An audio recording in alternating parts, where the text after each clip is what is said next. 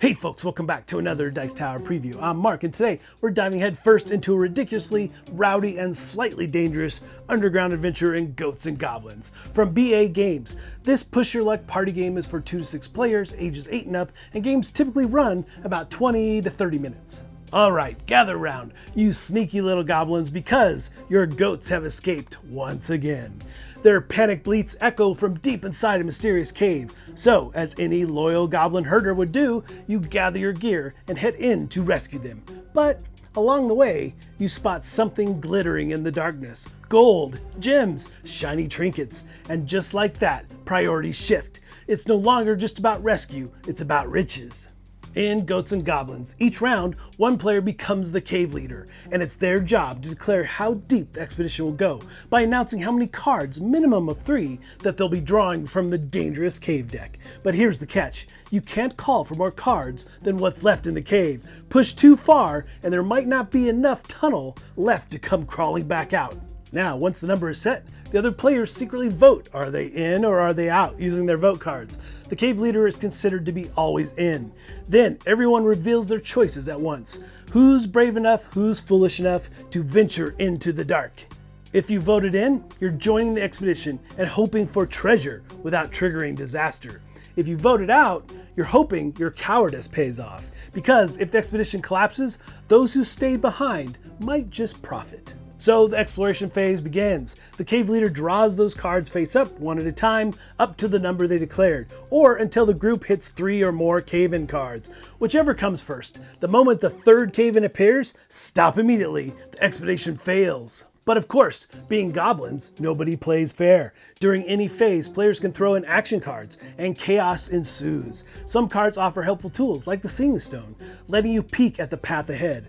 Others are pure goblin mischief, like flipping votes, forcing decisions, or making the cave leader draw even more cards than planned. And yep, many of these come in the form of goblin cards, because goblins do what goblins do: chaos, sabotage, and occasionally helping, if it benefits them.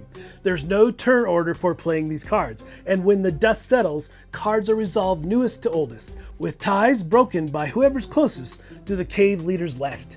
Play it right and you might save the expedition, or blow it all up for your own gain.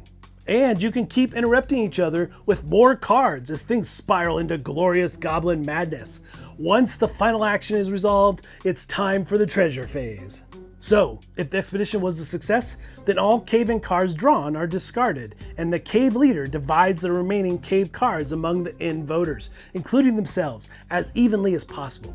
If the expedition was a failure, all cave-in cards are still discarded, but now the cave leader shuffles the remaining cave cards face down and randomly distributes them among the outvoters, again as evenly as possible.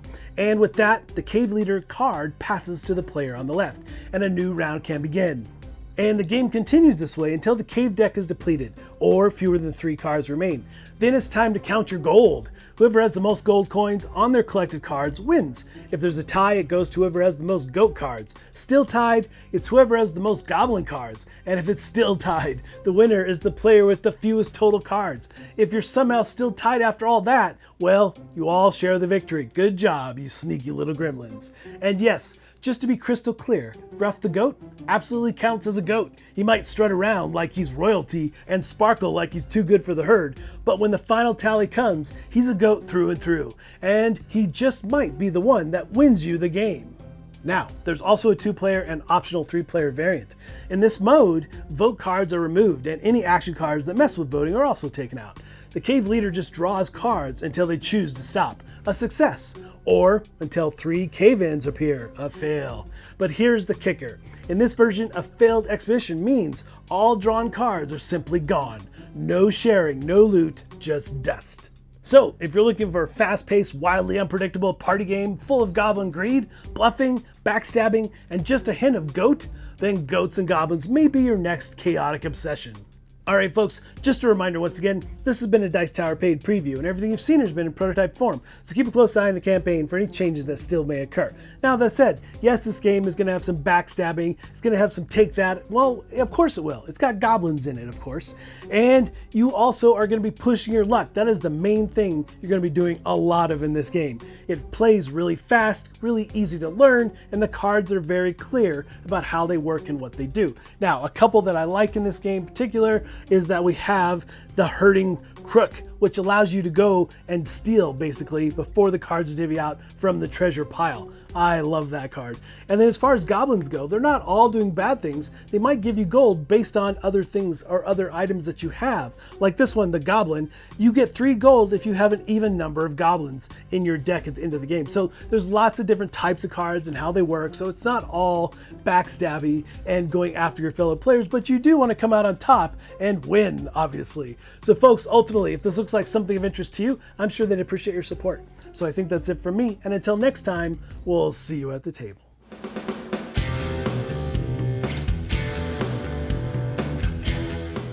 Hey everybody, thanks for watching this video. If you like this review or whatever you just watched, wasn't it amazing? Check out our channel, Dice Tower. We have all kinds of things. We review games, we do top 10s, we play games live. It's all about board games, but especially the people who play them. Check out Dice Tower YouTube channel.